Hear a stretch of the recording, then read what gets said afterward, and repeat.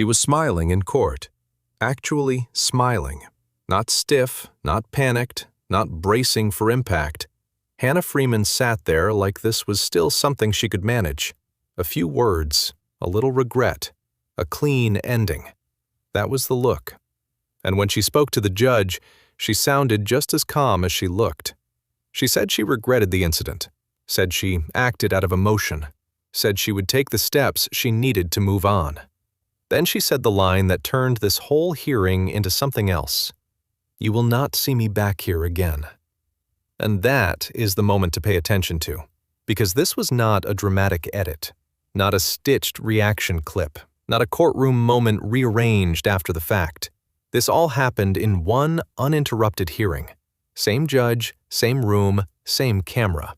And within that same hearing, the woman who smiled through her apology would hear her sentence, break down in tears, and be escorted out. But even that was not the end of it, because seconds after the sentence landed, her own lawyer stood up and tried to take the guilty plea back. That is what makes this case impossible to ignore.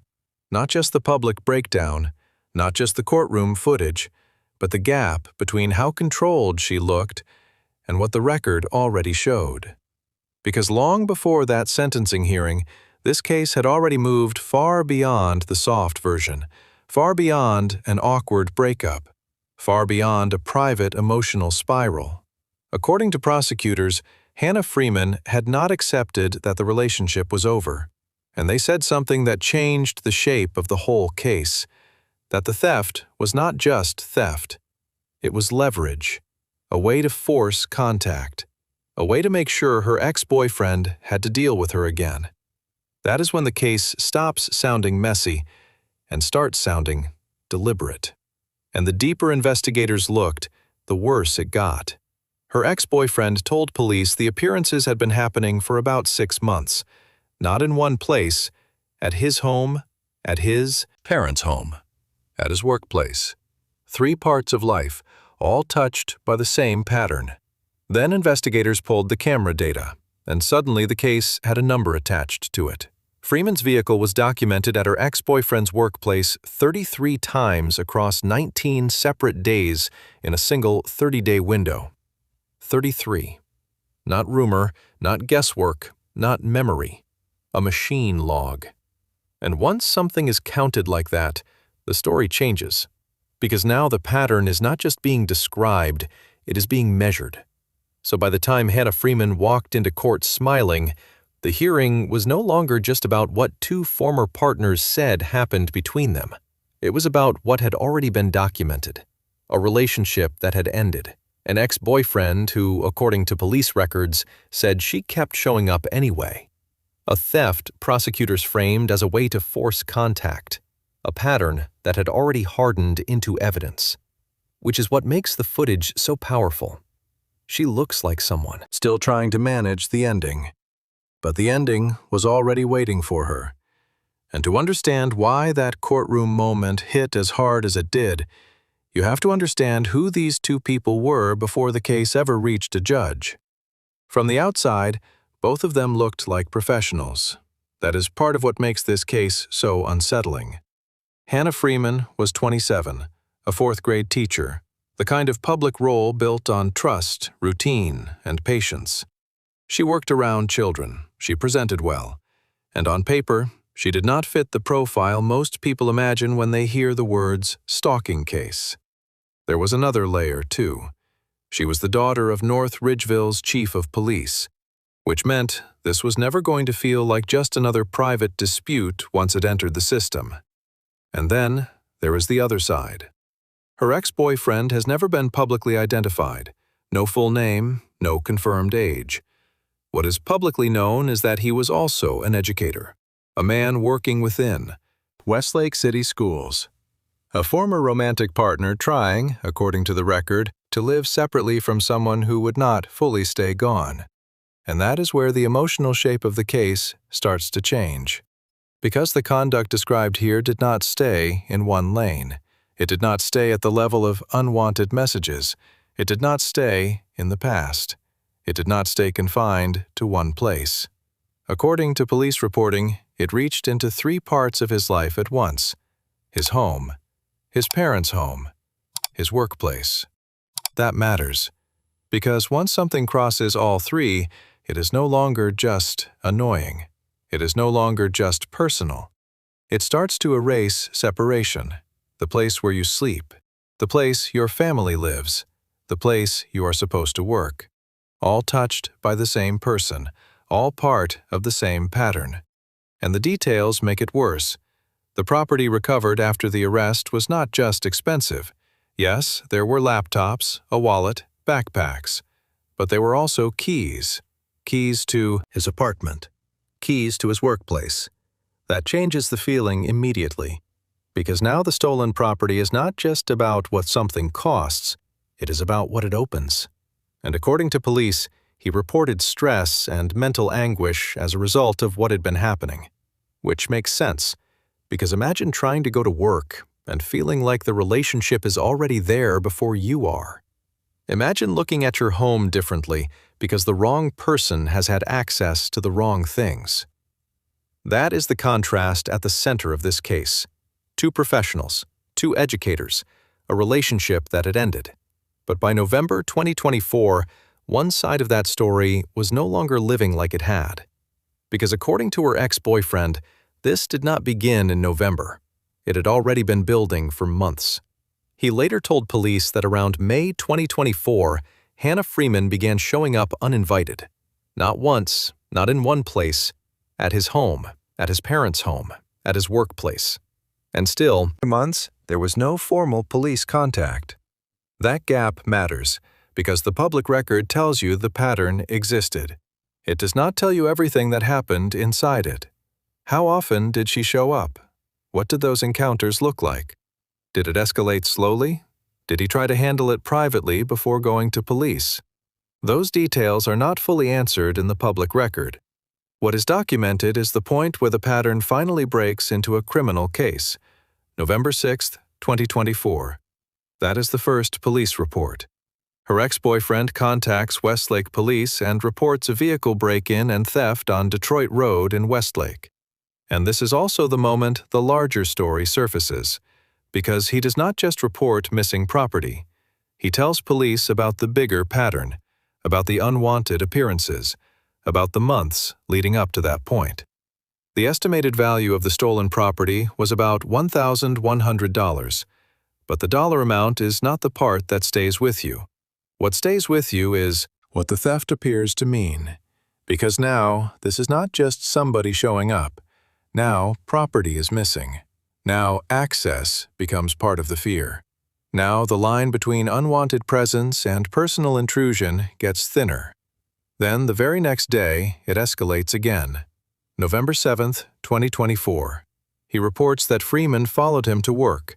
Police respond at about 4:30 in the afternoon to Lee Burnison Middle School. Late in the day, school grounds, cars in the lot, a setting that should feel routine. But when officers arrive, they find Hannah Freeman sitting in her own car on the property. And right there, the case tightens. Freeman tells officers her ex-boyfriend invited her. He denies it on the spot. Not later, not after lawyers, not after time to reshape the story. Right there. 2 opposite accounts, 1 scene, 1 police response. And that real-time contradiction is one of the strongest moments in the whole case, because it is immediate. Not a theory, not a summary. A live split between what she says and what he says at the place where she was found. Then police search Freeman's vehicle. Inside, they recover 2 backpacks, and inside those backpacks, 2 laptops, a wallet, and keys to her ex-boyfriend's apartment and workplace. That is the moment the case stops feeling abstract. Because backpacks are physical. Laptops are physical. A wallet is physical. And keys are something worse. Keys mean entry. Keys mean access. Keys mean the boundary between being followed and being exposed is now thinner than it should ever be. So by the end of November 7th, this already looked serious. A 6-month pattern had now collided with a police scene, a theft report, a direct contradiction, recovered property, and a confrontation at a workplace in broad daylight. Which leads to the next question. If the pattern was already this visible when police arrived that day, what had the cameras and records already been capturing before anyone pulled them? And this is where the case stops relying on impression and starts relying on weight. Because once investigators had the scene, the statements, and the recovered property, the story did not get looser. It got tighter, piece by piece, item by item, until denial started running out of room. First, there was the physical evidence, not rumors, not second-hand claims, actual property recovered from Hannah Freeman's vehicle. 2 backpacks. Inside them, police found 2 laptops, a wallet, and keys to her ex-boyfriend's apartment and workplace. That matters because physical evidence does something witness emotion cannot always do. It sits there, silent, concrete, difficult to argue with. A backpack is not an interpretation. A laptop is not a misunderstanding. A wallet is not a vague feeling. And keys are harder to explain away than almost anything else. Because keys do not just represent value, they represent access. Then there were the statements already in the record. Her ex-boyfriends told police this had been going on for about 6 months. Not one appearance, not one argument, not one day that got out of hand. A repeated pattern. Home, parents' home, workplace. Again and again. He also reported stress and mental anguish as a result of what had been happening, which gives the case another kind of weight. Not just what was taken, not just where she showed up, but what living under that pattern was starting to do to him. Then came one of the sharpest moments in the whole case, the contradiction at the scene. Freeman tells officers she was invited. Her ex-boyfriend says no, immediately. That detail matters because there is no buffer there, no time to coordinate, no time to rethink the story, no hours in between for memory to shift. Just one claim and one direct denial in the same place at the same moment in front of police. That is the kind of conflict investigators pay attention to because it is live, unfiltered, and hard to smooth out later. But the turning point, the detail that changes the temperature of the whole case, comes from the machine record. Investigators used flock ALPR data and found Freeman's vehicle at her ex-boyfriend's workplace at least 33 times across 19 separate days within a single 30-day window. That number does a lot of work, because once you hear it, the case stops sounding like emotional spillover from a breakup. It starts sounding measurable, repeatable, trackable. A machine logged what a person might have tried to minimize. A timestamp here, another one there, then another, until a parking lot starts reading less like a workplace and more like a pattern. And that is when the case file gets heavier, because now you have recovered property, you have statements, you have a direct contradiction at the scene, and you have surveillance data that keeps counting long after excuses start running thin. Then there is the charge structure. When the case moved forward, the original indictment was serious, menacing by stalking, burglary, aggravated, theft, identity fraud, theft of drugs. Later, Freeman would plead guilty to reduced misdemeanor charges, disorderly conduct, obstructing official business, possessing criminal tools. And that shift creates another layer of tension in the case, because the public record shows where the charges began, and it shows where they ended. But it does not fully explain everything that changed in between. What exactly supported the identity fraud count? What was the theory behind the theft of drugs charge? What conduct sat under the burglary allegation? Why was such a serious felony structure resolved this way? Those questions do not erase what is documented, but they do leave part of the story in shadow. And then, underneath all of it, there was the prosecution's core framing, that Freeman did not accept the relationship was over, and that she took his property to force him to speak with her. That is the psychological center of the case. Not just taking things, taking leverage. Not just appearing, creating pressure. Not just refusing distance, trying to make distance impossible. By this point, the case is no longer hanging on one accusation or one dramatic moment. It is layered. Recovered items, a 6-month pattern, stress and mental anguish, a real-time contradiction, a machine log, a felony indictment, a plea deal that answers some questions and leaves others open. And once all of that is sitting in the record, one question gets harder to ignore. If this was already the weight of the case before sentencing, why was Hannah Freeman still smiling when she walked into court? Up to this point, the case was a pattern. Then, court turned it into a public collapse. And then came the part no document could capture the way the camera could. July 17th, 2025. Sentencing. This is where the case stops being a file and becomes a face. Because when Hannah Freeman appears in court, she does not look like someone expecting the floor to drop. She looks composed. More than composed. She is smiling. At points, even grinning. Comfortable enough to speak in a steady voice. Comfortable enough to sound like she is already thinking past the hearing. And when she addresses Judge David Mattia, the tone matters just as much as the words. She says she regrets the incident. Says she acted out of emotion. Says she will take the steps necessary to move on. Then comes the line that now sounds completely different in hindsight. You will not see me back here again. And in that moment, the courtroom still holds together. No visible panic, no crack in the voice, no sign yet of what is coming. That is what makes the next part hit so hard. Because the hearing is still moving in one direction. Then Judge Mattia starts to answer, and the soft landing disappears.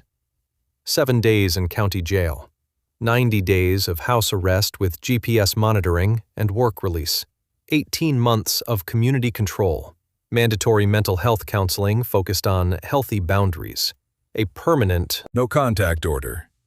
And then the line that gives the case one of its clearest public definitions. Judge Mattia calls it a bizarro breakup between two professionals. That phrase lands because it strips away the softer language. This is not framed as drama, not framed as ordinary heartbreak, not framed as one emotional mistake. It is framed as something stranger, more invasive, more serious, and serious enough for jail, monitoring, counseling, and long-term court supervision. And you can feel the hearing change when that reality fully arrives. Because this is where the before and after finally split. Before the sentence, she looks like someone managing the moment. After the sentence, the face changes. The confidence goes first, then the composure, then the tears. Hannah Freeman becomes visibly distressed. She cries, and she is escorted out of the courtroom. That transformation happens in the same uninterrupted hearing, same room, same judge, same camera. No narration has to manufacture it. The footage does the work by itself. But the hearing still is not done. Because just when it feels like the collapse has already happened, there is one more turn. Defense attorney Michael Kinlan stands up and moves to withdraw the guilty plea. Right there, seconds after sentencing.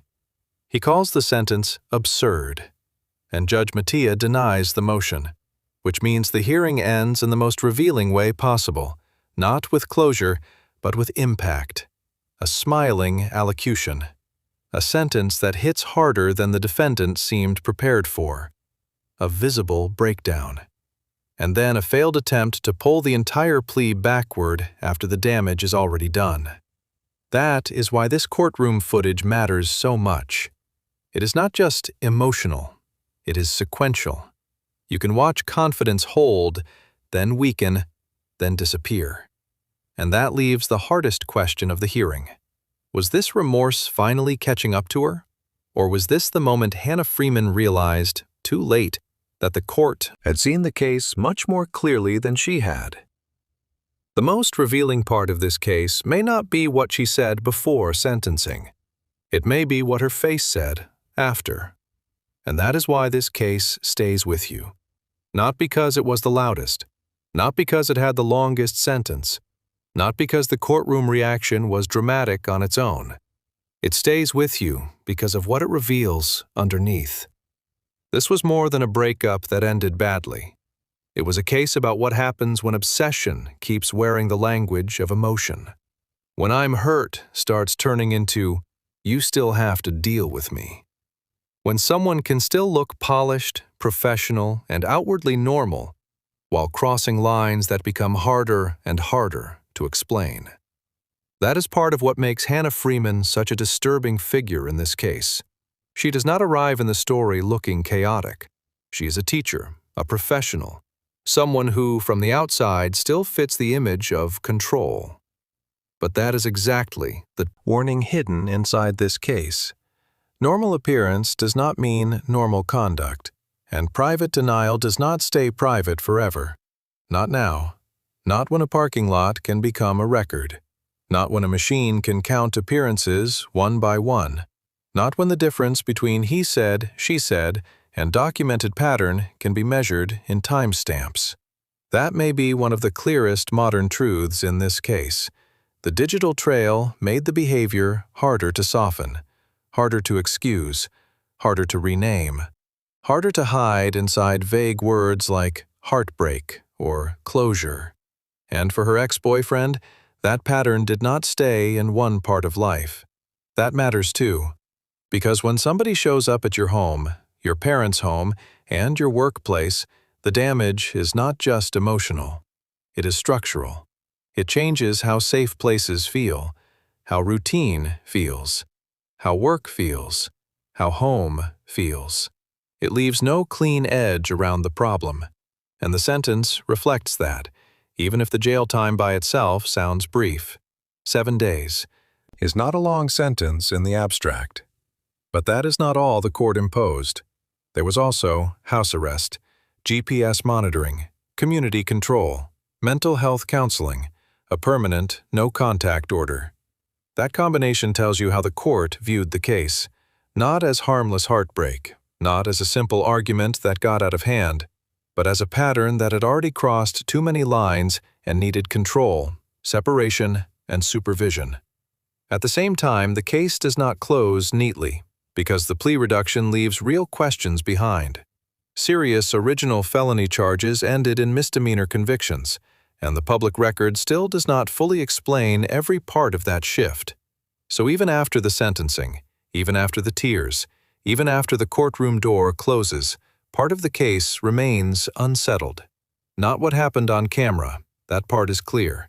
What remains unsettled is whether the final outcome answered enough of what the record first suggested.